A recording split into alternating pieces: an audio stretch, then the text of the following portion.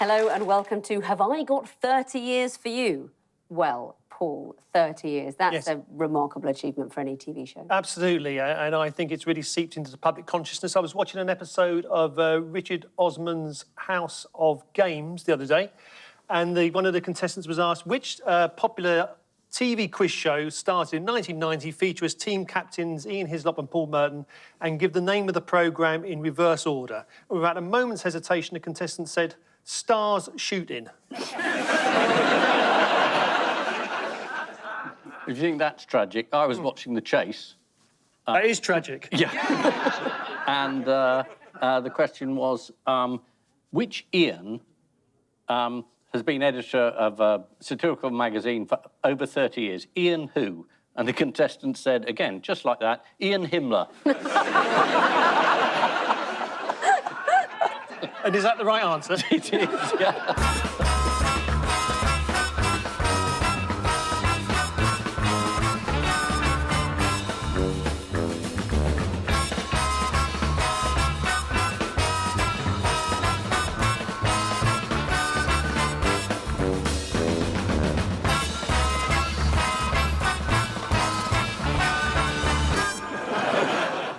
That is Jeffrey Archer, in fact. He's talking about railways, about which he knows a great deal, having handed over £2,000 in notes to a prostitute on a railway station. Allegedly. I was very aware of it. Well, I mean, everybody was. It was a kind of radical, landscape-changing thing. Paul and Jill, what have you come up with for this? Take that, you old bag. I am genuinely interested in politics and news and current affairs, so, and obviously like a laugh, so it's always been one of my favourite shows. Some irresponsible vandal has had the audacity to paint a Hitler moustache on the portrait of Mrs Thatcher. It must be the first time she's been touched up since Cecil left. I just thought it was so great to have a panel show like that that was about something, A, that I was really interested in, but B, that wasn't just knob jokes. There is a connection with arms deals, and I'd better be slightly careful here. Maxwell was a crook and an arms dealer, and he's dead and he can't sue. That moment in time, I would have found it inconceivable that any comedy show, particularly a panel show, would run for 30 years. I'm sitting here with a tub of lard trying to answer questions in German. Nobody lets you stay on TV for 30 years just because they, out of charity. You got to be good. And so that's what we call back home sustained excellence. And the winner is Have I Got News for You? It could not have existed at all. I mean, the pilot was terrible, apparently. You can't really imagine that when you see it now. The news quiz had been running 13 years when somebody had the idea for doing a thing a bit like it on television. Good evening and welcome to News Round. In the news this week. I knew John Lloyd because I'd worked as a writer on Spitting Image, and I knew he was absolutely brilliant, one of the great producers. And I thought, well, this'll probably be good. And now a round to test our contestants' in-depth knowledge of the House of Commons as we ask them to name that member. For you, Paul and Simon...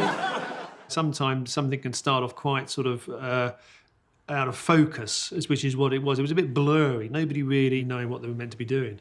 The format didn't embrace the idea we were going to do a TV show. It was all very verbal. 3 members of the House who happily share a name with 3 world-famous generals.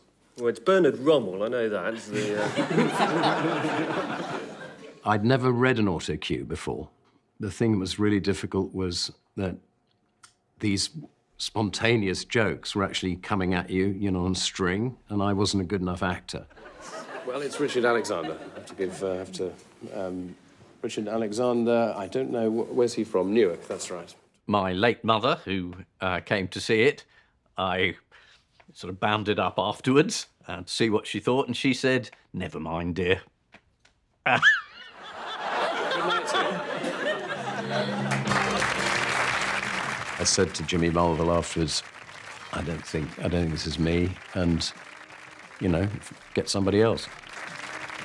I think if you trust the people making the show and you feel there's potential for it and the pilot goes wrong, I like to think of, I have this phrase called failing to succeed. If you're going to succeed, you need to know about failure. They then had to sort of, hold a couple of auditions and just get people to come in and do a sort of dry run of it, I suppose. We auditioned Angus, we auditioned Sandy Toksvig, we even auditioned Chris Evans before he became Chris Evans. When they suggested this pretty obscure radio guy and voiceover guy called Angus Deaton, they go, who? So, put your feet up, take the phone off the hook and put your feet up. At the time, Angus was best known for playing presenters on sketch shows. I mean, he was really good at acting the presenter of a show. Good evening, and welcome to Have I Got News for You?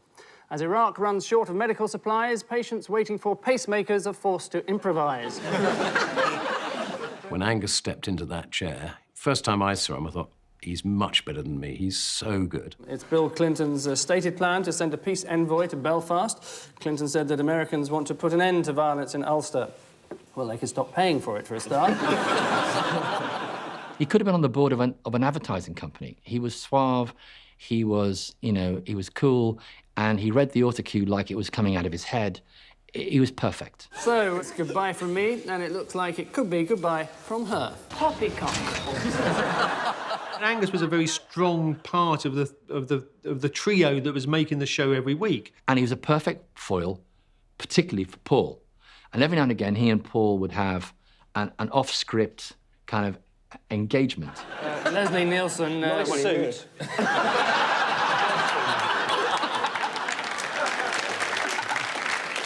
I always think Brown is tremendously underrated. It was constructed as a sitcom. That was the genius, where Angus Deaton was the sort of father figure, the authority figure, and Ian was the good son who'd done his homework and knew everything, and Paul was the wayward son who'd been smoking around the back of the bike sheds. Just going to blow my nose to make sure that this gets edited out. I'll just carry on saying it then. Brown suit. Right, where were we? Oh, yes. We were talking about your brown suit. But they would both kick against his authority in the middle. Tony Blair and Gordon Brown have already been dubbed within the Labour Party the beautiful people. But then, given their main rivals are Margaret Beckett and Robin Cook, it's not that surprising. They're not auditioning for Baywatch, Angus. It's their job to lead the Labour Party. Well, they're the ones who are dubbed the beautiful people. I'm sorry, I can't do anything about it. No, you carry on with your lookist rubbish. Go on, say Robin Cook looks like a garden gnome. I bet that's coming up. Robin Cook, of course, looks like a garden gnome. It was to do with somehow education, class, where you come from, also competition. They were competing with each other.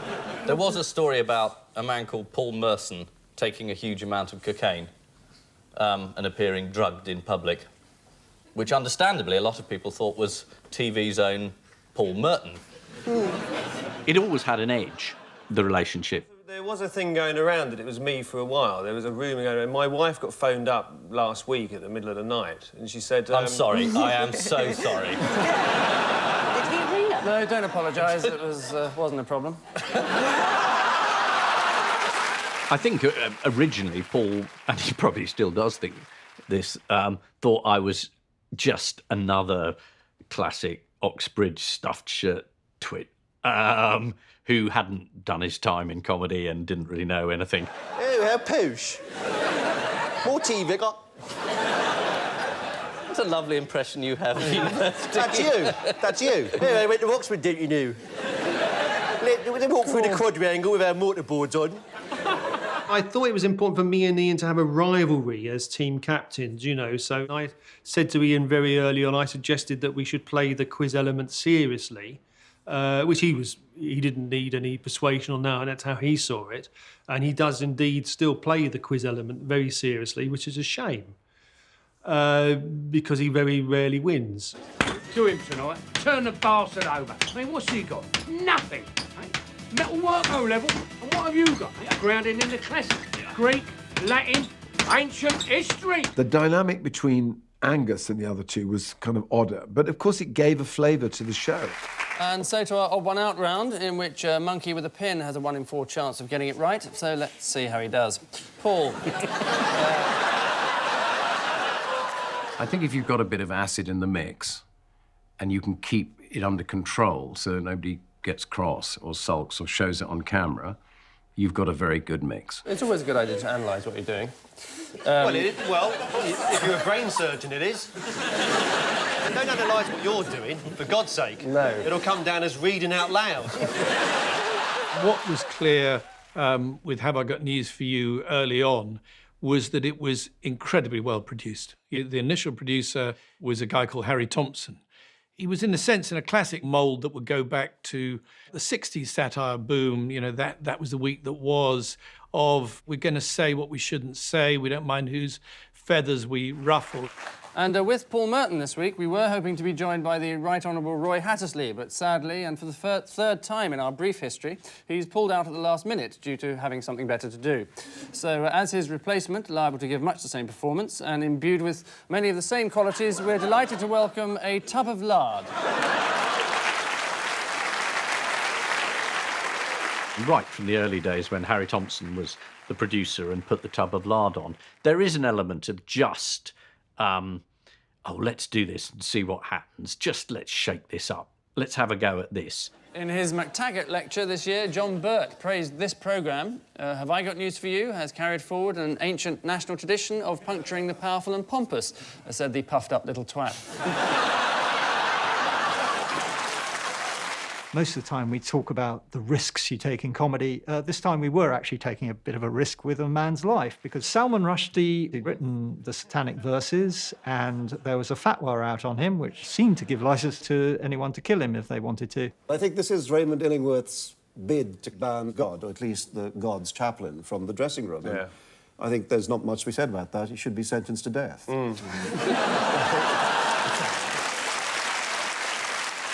Jimmy Mulville said that there was one show very early on when I was sitting next to Robert Harris when the missing word was I made Maggie blank, said Nigel. I made Thatcher what, boasts Nigel? To swallow.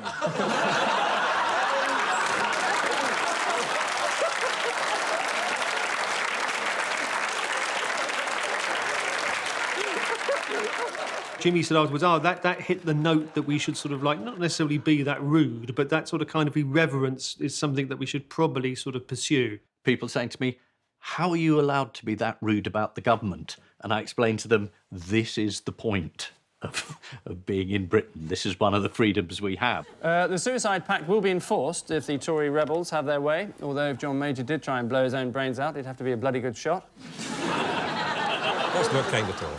No, it's quite funny, though, isn't it?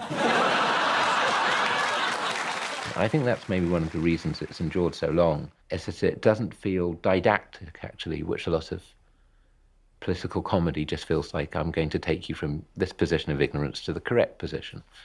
Whereas they seem neither merely political nor just silly. On which note, I leave you with news that at a crowded London party, someone shouts, "Oi, dickhead," across the room. I've said to politicians in the past, they said, I thought I'd have a go at Ian. I said, no, don't have a go at Ian, honestly, because he'll come back at you and he'll make you look silly. What is possible at the Ritz? Anything. Dinners. Dinners, Dinners no. is no. Grammar's not good there. No, Dinners is possible. Grammar's not the strong point of Private Eye. He edits a magazine. You can't expect him to know these things. No. I know, he's made me a cover girl. What did we say? Oh, that was it. You were saying, what would it take to make you resign? And he said about 10 grand in a brown envelope. Grammar all right there for you? I think so. Ian's forensic and quite moral analysis of events always feels worth listening to. They found you guilty, didn't they, Conrad, the jury? 9 acquittals, complemented by a unanimous vacation of the 4 guilty verdicts by the Supreme Court of the U.S. Didn't they? One for fraud and one for obstruction of justice. Ian, please. Oh, stop reciting the verdict as though it was true. It's great that there are people like Ian who still have what looks like and very much seems to be integrity. And I've come here... You come here to say you're innocent, which is sweet, but not true. The audience wants Ian to tell us who are the heroes and villains here, what do we need to know, and for Paul to make it all OK by finding a joke or moving it on. Well, it's all about chads, isn't it? Which is the mark that those punching machines makes. And the argument at the moment is over dimple chads. If there's a good, honest American hole in it, it's a Republican vote. Yeah. If there's a dimple, it's a sort of liberally Democrat.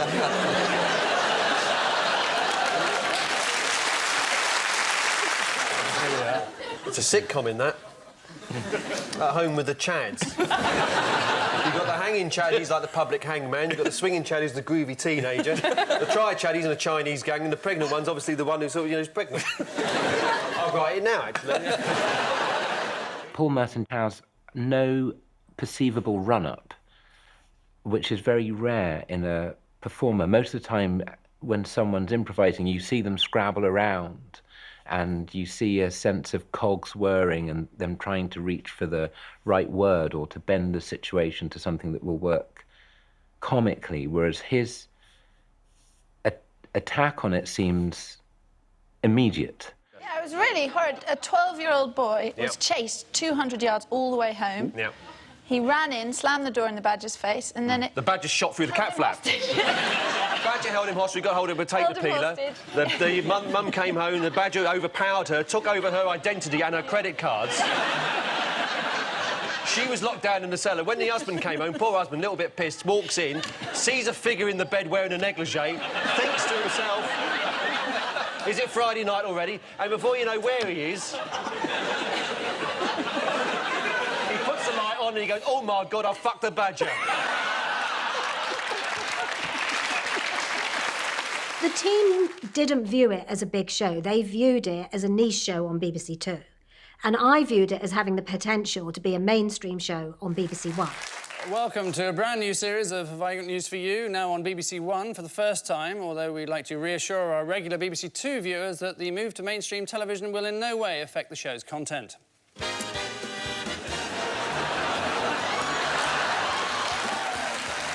Because BBC Two was really where edgy comedy had always been, and BBC One was mainstream, and you thought, well, what are we doing on BBC One?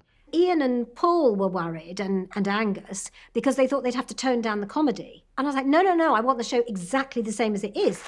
It's the war on terror in Afghanistan, where America's precision bombing of military targets has intensified with the use of missiles so accurate they can hit the exact centre of a big red cross. After the first show, the audience was so good, I think everybody's fears were allayed. It was a hit from the start. It's Thursday, it's 7 o'clock, it's BBC One, and that can mean only one thing. Yes, we're just half an hour away from EastEnders. Angus became incredibly famous.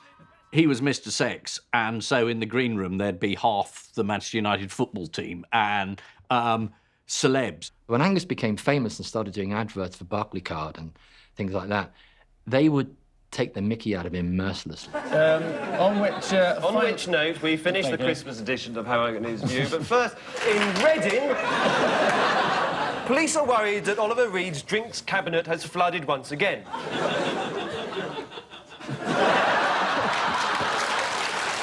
He was very robust. He knew what he was doing. He wouldn't be thrown by me saying, "Are you still here?" or whatever it was. I don't think anyone really disliked each other. I mean, I still, when there isn't a major pandemic sweeping the world, go and have a Guinness with Paul afterwards, because we always used to in the early days. I mean, I was very friendly with Angus,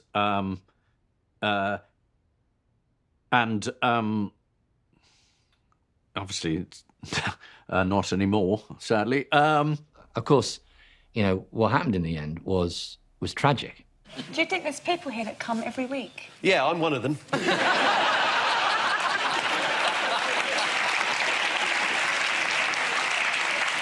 And that fellow over there looks familiar. I'm not quite sure. Not sure who he is, but I think he's here every week and all.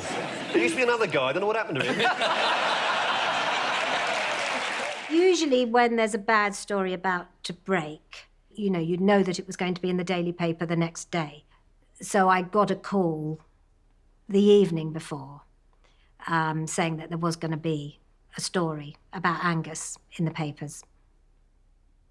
So there we were, just sort of like looking at this, in absolute amazement, astonishment. We decided that, it was what was happening between consenting adults, and this was an adult programme, so we would let Angus continue in the role. But I remember looking him and his agent in the eye and saying, tell me whether there's anything else to come out, and they both said there wasn't. I rang Angus and told him that we're going to do the show this week, and we will prepare the show, and it will not involve this story. The script will not have this story in it. I couldn't guarantee what Paul and Ian would say. Oh, there's a man having his chips. Trying to join the Labour Party, probably. That's Ken. I think this is a thing about party funding. This has been one story of the week, isn't it? But the one I'm really interested in, Angus, is... I mean, we'd been incredibly rude about any other celebrity caught up in anything similar, and we would have to do the same with him. Now, you and this prostitute, how did you manage to get off paying her?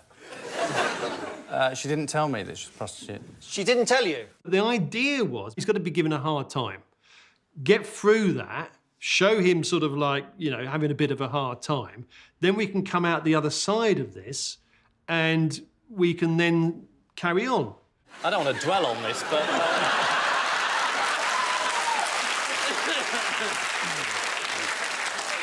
He made me groan all night.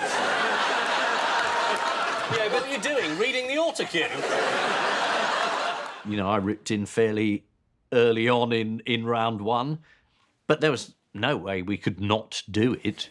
Is that it, or do you want to... Because obviously there was another question that I was asking There's a world war breaking out in India.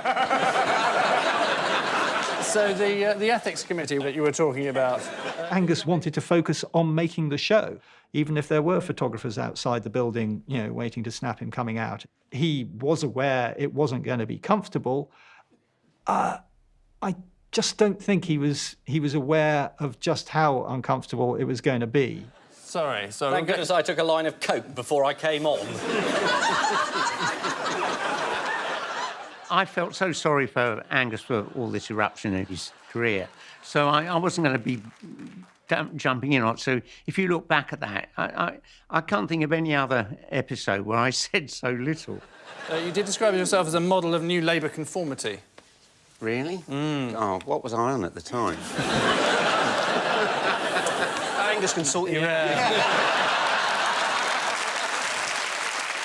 Shall I quit while I'm down? I was amazed that Angus turned up. And I thought he handled it really well. I think it's very bad, really, to have brought the newspapers on. Imagine going to that kind of effort to, I was as guilty of Ian, really, of sort of bringing on the front cover of the News of the World. It's really... To go to all that kind of effort is just unbelievable. I think for the viewers, it turned out to be classic.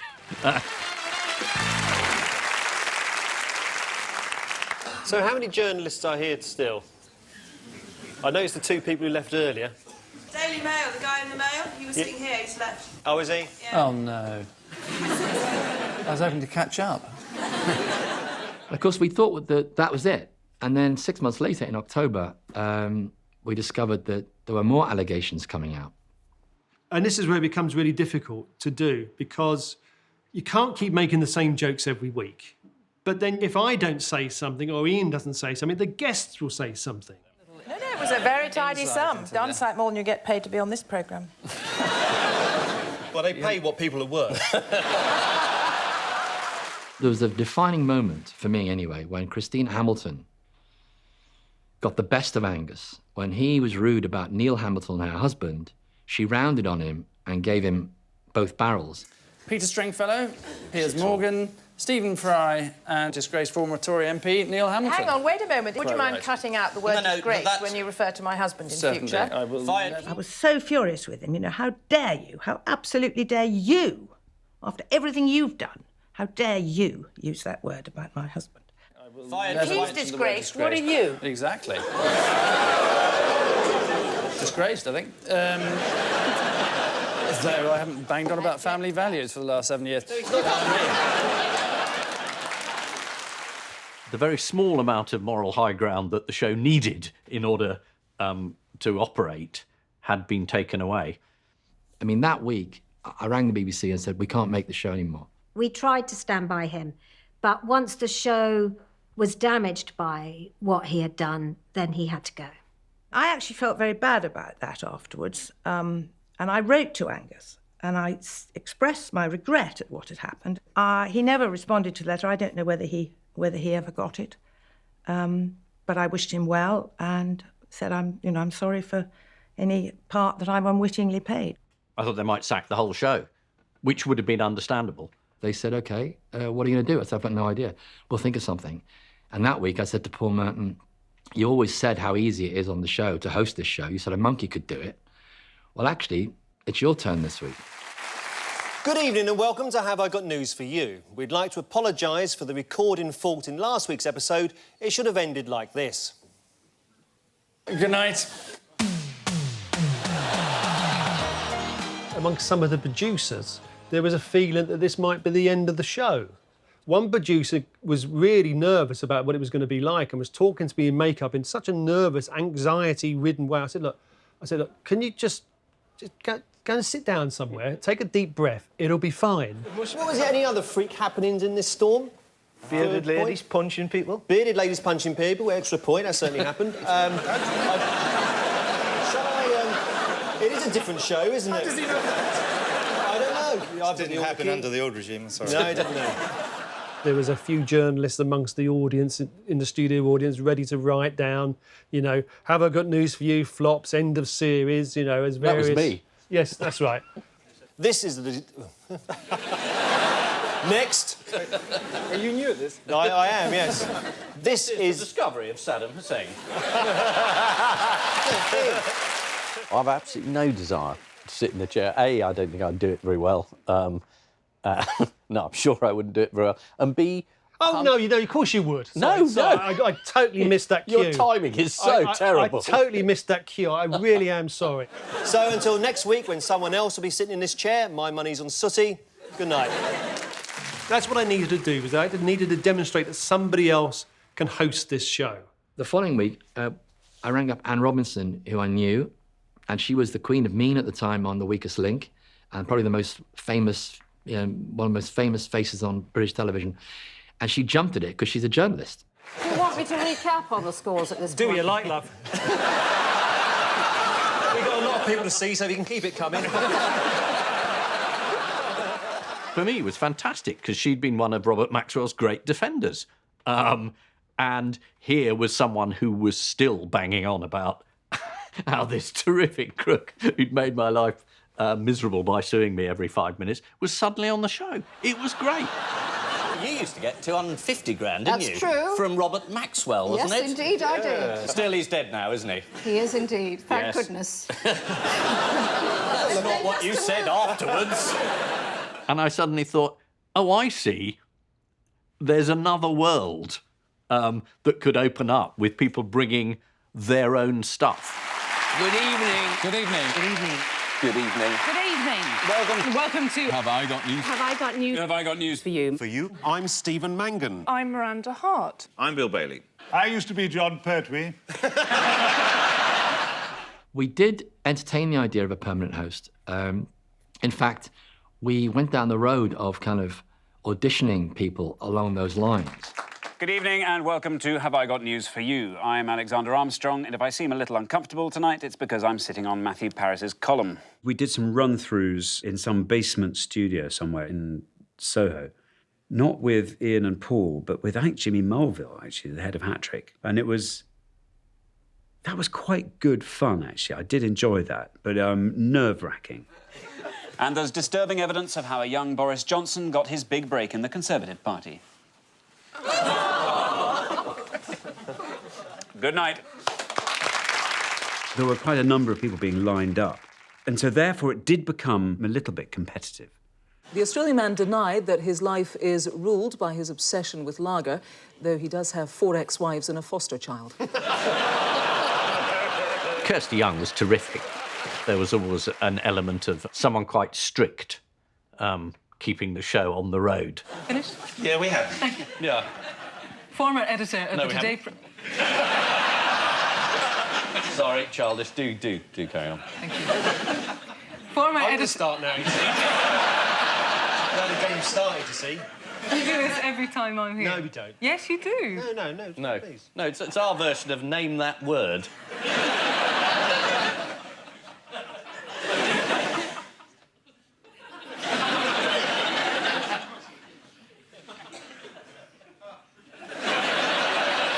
In your own time. The thing about having a guest host every week is I'm sure that's added to the longevity of the show because of the 5 people on screen, 3 of them weren't there the week before. In conversations with the BBC, obviously they did their research and they said, we think the guest host thing is really working.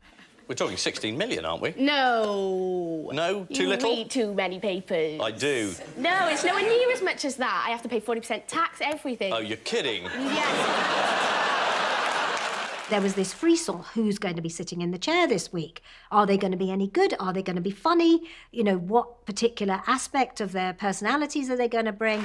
So let's find out how the teams line up. Captain Ian Hislop plays on the right if the government's on the left, and on the left if the government's on the right. Captain Paul Merton, like Jamie Vardy, who started off in an amateur steelworkers team, Paul kicked off his career with a CSE in metalwork. The logic would have been that guest hosts should be comedians. This is a comedy show.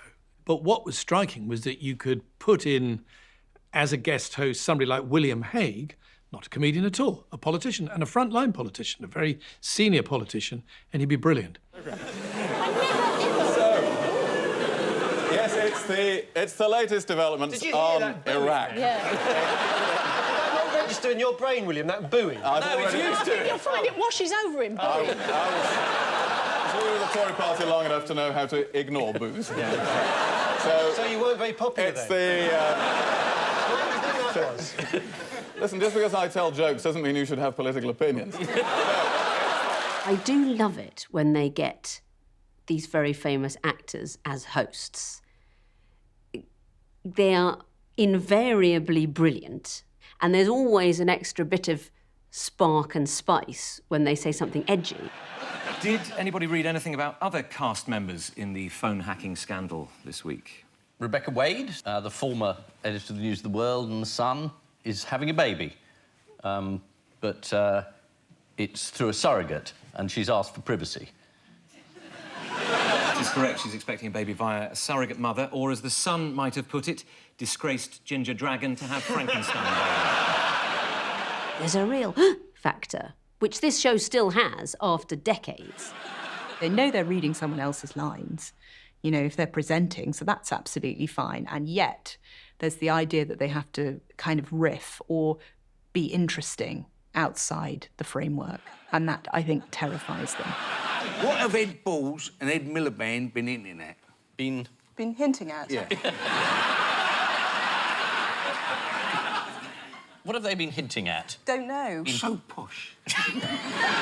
You're wearing a suit. Yeah, I can afford it. That's because you don't pay any tax. You know, you come in and you're excited, it's a great opportunity, but then you're going to be alongside people who actually do comedy for real. This is the triumph of the Foxes, Leicester City. They might get relegated next year. That'd be funny, wouldn't it? What, of course, you don't know is what direction you're going to be led in. So the Labour Party, they have sort of houses which they put themselves in, and the Lib Dems have houses which they put their children in, and the Tories have houses which they put their ducks in. And they start talking about something that is on sort of the 6th little card of notes you've got in front of you. And you're thinking, right, oh, God, yes, what did the council leader so-and-so have to say about that? Yes, And it seems to go too quick, and the cards, I'm getting muddled, and my glasses are on and off, and I'm thinking... And now I'm starting to having a nervous breakdown. And then Paul's suddenly gone off on some fantastic sort of, you know, his synapses just gone like they do. How would you advise having sex with Mike Tyson? You go in understanding full well it may not go the way you plan. Yeah. And you've got to try and bring it back. What has Anne Widdecombe... She had sex with Mike Tyson. And so this is basically the job. What has Anne Widdecombe offered to do if it would help, and it's not to do with Mike Tyson? When you get that first laugh, it's like, that's all right. And following the arrest of several senior officials, FIFA bring in a new face to help eradicate the culture of greed. Well, there was an amazing surprise, which I guess was Bruce Forsyth.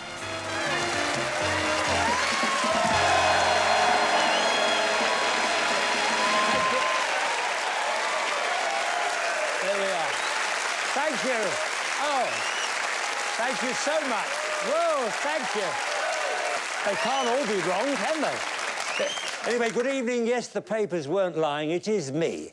But don't worry, there'll be no gimmicks, no catchphrases. So welcome to Have I Got News for You? For you, have I got...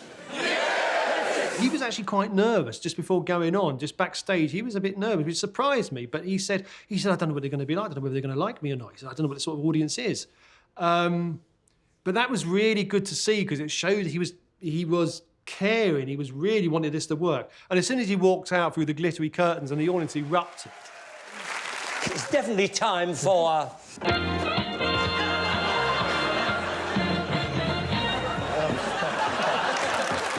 It is that feeling of witnessing something. I have to say, the Iraqi play your cards right about the rewards being offered on various Iraqi war criminals. You just thought, well, that's utterly bonkers. Now, these are the cards that the Americans... Please. This is satire. That's about as bad taste as anything that has ever been on television. And it was Bruce Forsyth doing it. Thank you, Bruce. It's the king of clubs. RCC vice chairman is that Ibram. Now then, it's a high card. So,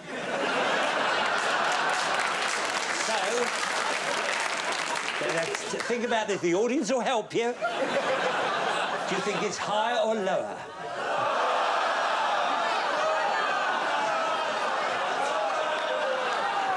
I'm not sure this programme can go much lower.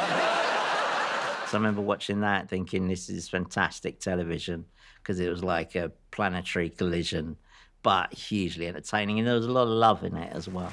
Tony Blair insists that weapons of mass destruction will eventually be found in Iraq. Well, it would be nice to see them, The Bruce Forsyth show, I think, is Paul's favourite show. And part of that is because he thinks I hated it and had no idea what was going on. I've been waiting 14 years for the show to be like this. I'm having the time of my life. It's undoubtedly partly because he was on Have I Got News for You that we ended up casting him as the host of Strictly Come Dancing. It's a new first for television, invisible tap dancing. I think one of the big things we can say about the show is that it's one of the few comedy programmes, if not the only comedy programme, who has really delivered as a Prime Minister. And with Paul Merton tonight is a Daily Telegraph journalist who last year took a month off to spend some time on his own. He stood as a Conservative candidate in Wales, Boris Johnson. I remember ringing Ian to say, oh, we've got this journalist who seems pretty funny, Boris Johnson doing it, and Ian said, the jackal. And you go, what? And so Ian told us about this phone call that Boris had been involved in, which I must admit I didn't know about. The conversation was along the lines of Darius, or Darius. I never went to school where anybody called that. A conversation about whether Boris could get a journalist beaten up for some story that Mr. Guppy didn't like. We constructed an odd one out about taped phone conversations to give Ian the opportunity to just bring up the subject. I'm surprised you gave me this one. Why? Because Boris was caught on tape as well. Ha ha ha, richly comic, yes, yes. Sorry, what was that? I said it was written, no, good point. Yeah. He said, ha ha ha, richly comic, which it jolly well was. What were you recorded saying? Honestly, I don't remember. I do. Boris was on tape talking to Darius Guppy.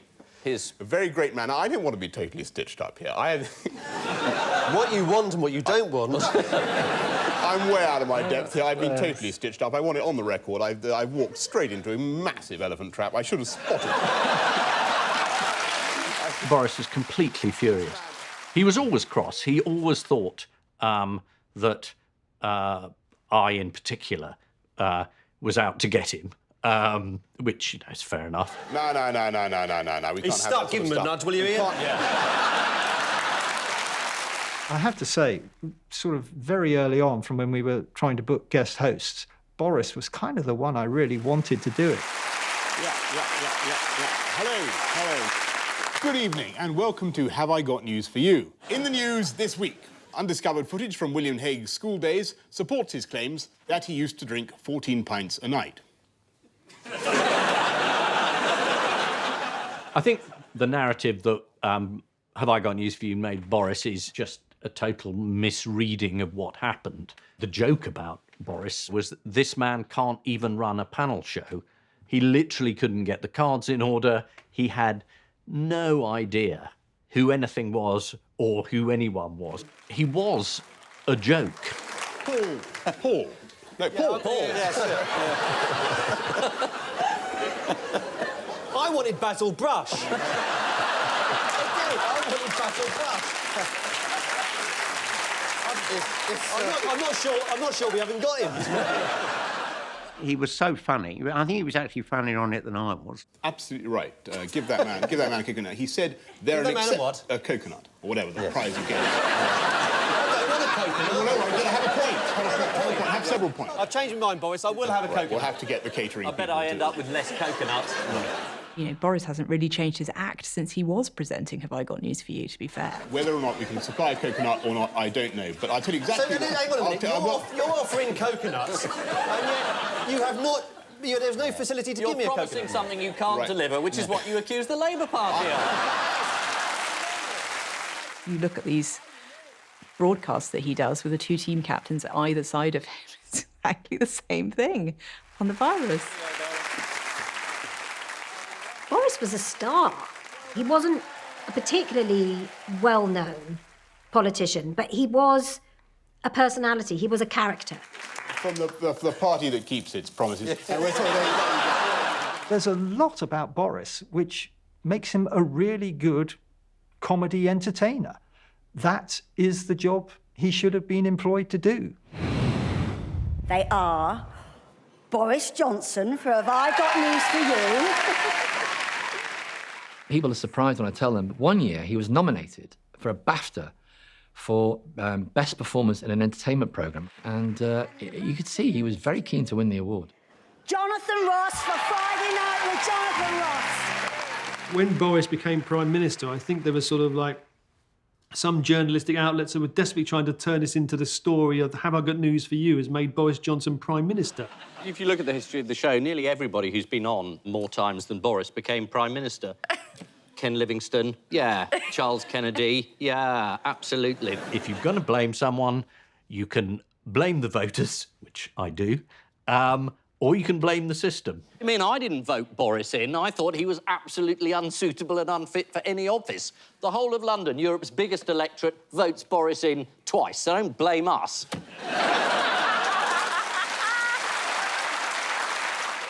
The broadcast can finish of an episode, and about the very same episode, one bunch of people will scream typical right-wing establishment crap, The other side will say, typical BBC lefty nonsense. Yeah, I mean, the government essentially has done a U-turn on a number of things which the public don't agree with. You know, and that's not government, as you know, Alistair. A million people march past saying we don't want the war. You don't listen to them. You know what Tommy Robinson does for a living? Used to run a tanning shop. Exactly right, yes. What, he changing the runs colour of people's skin? Yeah. So your customer comes in, come in, madam, and next after half an hour later, you can get out.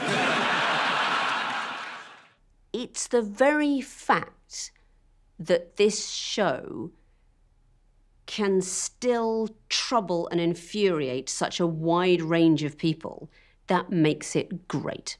Well, I'll tell you other things you've said about him is he is a turbo weirdo. Correct. A weaponised lentil.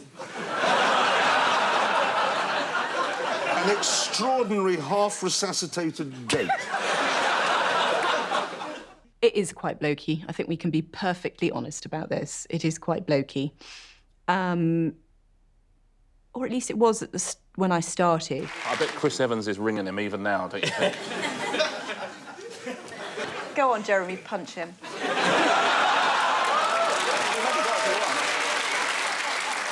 I mean, the whole thing is ruthless. It's the Roman arena with mangled corpses in all directions.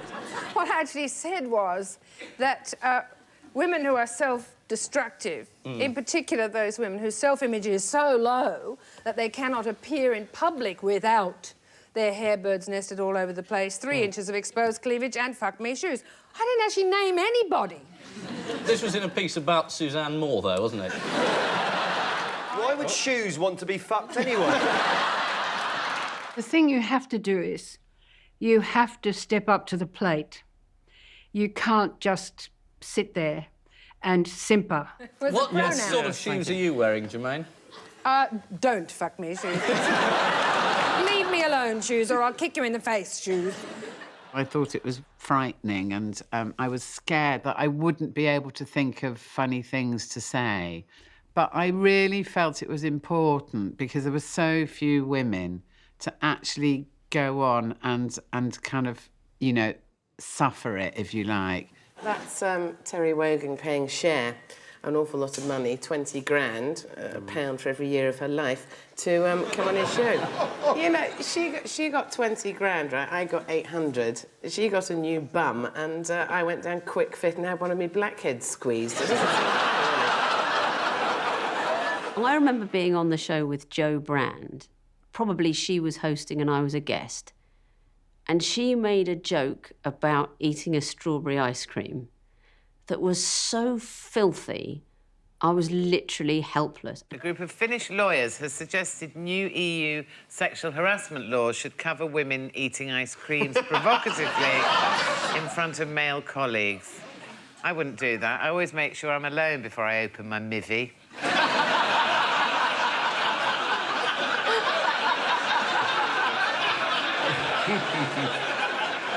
They're good hosts, and then they're just crazy hosts who are just, you know, the Brian Blesseds. I mean, I can't even remember when the camera was turned on, and it didn't matter. He's the same, isn't he? Yes. You know, from the moment he comes in the room to when he taxi goes again. Good evening and welcome to Have I Got News for You. I am Brian Blessed. I think the original motivation may have been, because I think we were at the time when Gordon Brown was either Chancellor or briefly Prime Minister, they just wanted Brian Blessed to shout, "Gordon's alive." I think that was it. Now, in the news this week, the polls continue to slide for Gordon Brown, and some people are saying he's dead and buried. But I think the opposite. I say, Gordon's alive! My darling! When someone like him is hosting it, you kind of just have to lash yourself to the mast and get through it, because it's not going to... nuance isn't going to necessarily creep into it, so you have to sort of kind of get in where you can. I suppose you are the only gay Tory, aren't you? Actually, there are... Are you gay?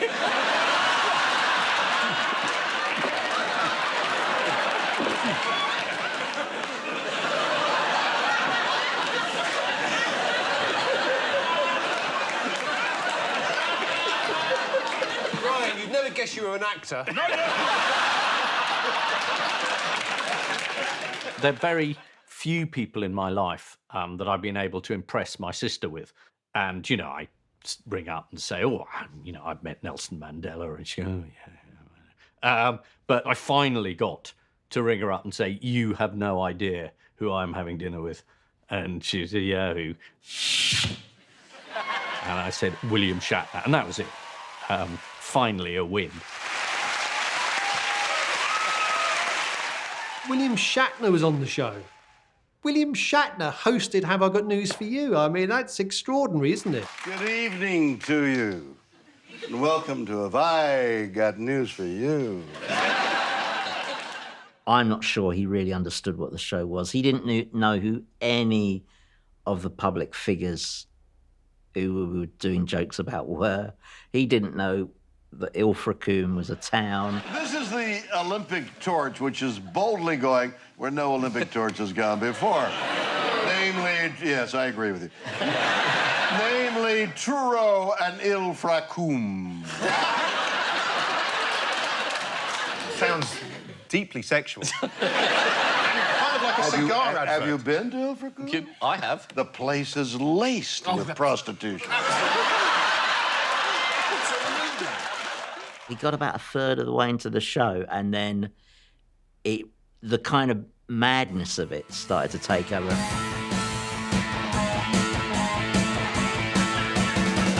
God save the Queen. Fascist regime.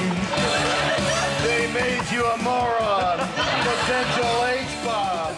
He kept looking at me, and he would wink at me. Quite a few times he winked at me, which was slightly unsettling in a way. Oh, no. I'm a rocket man. I'm just overwhelmed by this. They have to reinvent the wheel each week, don't they? That's why the writers are so good, because those writers have to write jokes that are going to be said by completely different people every week. And outside Westminster Planning Department, there are suspicions that developers are attempting to bribe John Prescott. The website went on to say it's traditional for a couple of threepenny bits to go into the pudding, although if you're not keen on that, get cook to wear an apron.